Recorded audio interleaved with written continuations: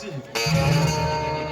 ಅವಳ ಪ್ರೀತಿಯನ್ನು ಬ್ಯಾಂಡಿ ಅಂತ ಆಡಬೇಕೆಂದು ಅವಳ ಹೂ ನೋಟದಲ್ಲಿ ಕಾಲಿಟ್ಟರೆ ಅವಳೇ ಆಟ ಆಡುತ್ತಾ ಬಂದು ಬಿದ್ದಳು ನನ್ನ ಮಾಯೋ ಪಂಜರದಲ್ಲಿ.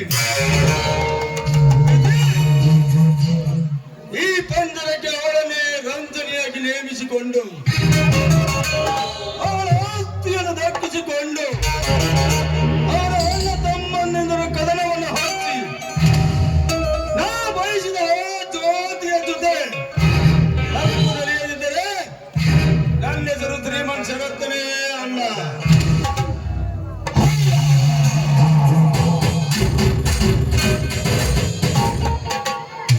ಹಲೋ ಶರತ್, ಎಷ್ಟೊಂದು ವೇಗದಿಂದ ಹೊರಟಿದ್ರಲ್ಲ, ಯಾಕೆ? ವೆಲ್ಕಮ್ ಮಾಡಿರ್ ಪ್ರೀತಿ, ವೆಲ್ಕಮ್. ನಿನ್ನನ್ನೇ ಕಾಣಬೇಕೆಂದು ಬಂದಿದ್ದೆ, ನೀನೇ ಬಂದು ಬಿಟ್ಟೆ, ತುಂಬಾ ಸಂತೋಷ.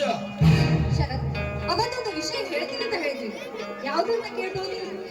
ಅದು ಅಂತಿಂತ ವಿಷಯ ಅಲ್ಲ ಪ್ರೀತಿ, ನಿನ್ನ ಜೀವ ಸಜೀವವಾಗುವ ವಿಷಯ. ಅಂದ್ರೆ ಅಂದ್ರೆ ಏನು ಪ್ರೀತಿ? ಹೆಸರಿಗೆ ಮಾತ್ರ ನಿನ್ನ ಗಂಡ ಎರಡನೇ ಹೆಂಡತಿಯಾಗಿ ನಿನ್ನ ಸ್ವೀಕರಿಸಿಕೊಂಡು ಮೂರನೇ ಹೆಂಡತಿಯಾಗಿ ಆ ಜ್ಯೋತಿಯ ಜೊತೆ ಸಂಪೂರ್ಣವಾಗಿ ವರ್ತಿಸುತ್ತಿದ್ದಾನೆ. ಶರತ್, ಈ ರೀತಿ ಪ್ರೀತಿ ಈ ರೀತಿ ನನ್ನ ಮೇಲೆ ಚೀರಾಡಿದರೆ ಏನು ಪ್ರಯೋಜನವಿಲ್ಲ. ನನ್ನ ಹೇಳುವ ಕರ್ತವ್ಯತ್ತು ಹೇಳಿದ್ದೇನೆ, ಮೇಲೆ ನಿನ್ನ ಇಚ್ಛೆ. ಇದೆಂತ ದುರ್ಘಟನೆ ನಡೆಯಿತು ಈ ನನ್ನ ಬಾಳಲ್ಲಿ, ಮುಂದೆ ನಾನೇನ್ ಮಾಡ್ಬೇಕು? ಅದಕ್ಕೆ ಒಂದು ಒಂದೇ ದಾರಿ ಪ್ರೀತಿ, ನೀನು ನಾನು ಹೇಳಿದಂತೆ ಕೇಳಿದರೆ ನಿನ್ನ ಬಾಳು ಬಂಗಾರವಾಗಿ ಅಪ್ಪಟ ಅರಮನೆಯ ಮಂಚವೇರಿ ಮಹಾರಾಣಿಯಾಗಿ ಮೆರೆಯುತ್ತಿ. ಇಲ್ಲದಿದ್ದರೆ ಆ ಜ್ಯೋತಿ ಎತ್ತಿ ಹಾಕಿದ ಹವಿಷದ ಅನ್ನ ತಿಂದು ಜೀವನ ಮಾಡಬೇಕಾಗುತ್ತದೆ. ವಿಚಾರ ಮಾಡು. ಹಾಗಾದ್ರೆ ಇವತ್ತೇ ಆ ಜ್ಯೋತಿಯನ್ನು ಗುಂಡಿಟ್ಟುಕೊಂಡರೆ? ಅವನನ್ನು ಕೊಂದರೆ ನಿನ್ನ ಬಾಳಿಗೆ ಎಂದು ತೃಪ್ತಿ ಸಿಗಲಾರದು. ರಾತ್ರಿ ರಂಜಿತನ ತೇಜ ಪುಂಜನಾಗಿ ಬಂದ ನಿನ್ನ ಗಂಡನಿಗೆ ಬಾಳಿನ ಪ್ರಾಮಾಣಿಕತೆಯ ನಟನೆ ಮಾಡಿ ಆ ಅಣ್ಣ ತಮ್ಮನಿಗಿದ್ದ ಹೆಸರಿಗೆ ಆಸ್ತಿಯನ್ನು ನಿನ್ನ ಹೆಸರಿಗೆ ಮಾಡಿಕೊ. ಆಮೇಲೆ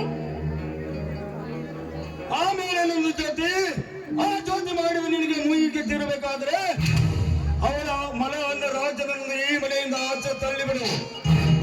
ಆ ಹುಡುಗ ನಿನ್ನನ್ನು ಬಲಾತ್ಕಾರ ಮಾಡಲು ಬಂದನೆಂದು ಹೇಳಿ ನಿಮ್ಮ ಅಣ್ಣನ ಮುಂದೆ ನಿನ್ನ ಗಂಡನಿಗೆ ಹೇಳಿ ಆ ಹುಡುಗನನ್ನು ಮನೆಯಿಂದ ಆಚೆ ತಳ್ಳಿಬಿಡು. Good idea. ಇಷ್ಟಕ್ಕೆ ಮುಗಿಯಲಿಲ್ಲ.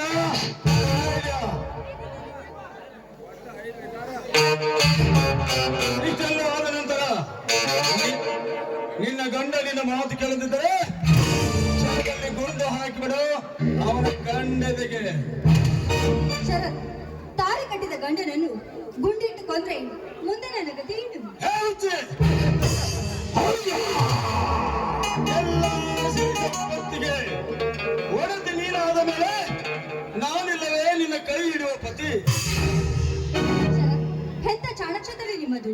ನೋಡಿ, ಬಾಡಿ ಹೋಗುತ್ತಿರೋ ನನ್ನ ಬಳಿಗೆ ನೀವು ಆಸರೆಯಾಗಿ ಬಂದ್ರಿ. ಈ ನಿಮ್ಮ ಋಣವನ್ನು ನಾನು ಯಾವಾಗ ತೀರಿಸಬೇಕು? ಹಾಗಾದರೆ ಈ ಮಣಿಕಂಠನ ಮನತನಿಸುವಂತೆ ಒಂದು ಮಧುರಗಿದೆ. ಹಾಗೆ ನಿಮ್ಮ ಇಚ್ಛೆಯಂತೆ ಹಾಡಿ ಕುಣಿಬಿಡ.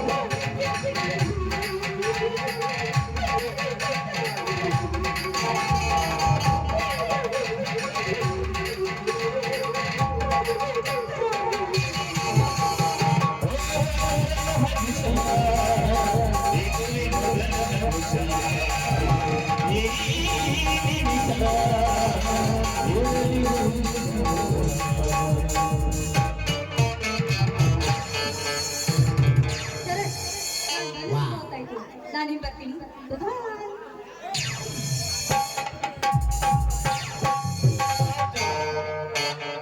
ಟಾಟಾ ಟಾಟಾ ಟಾಟಾ.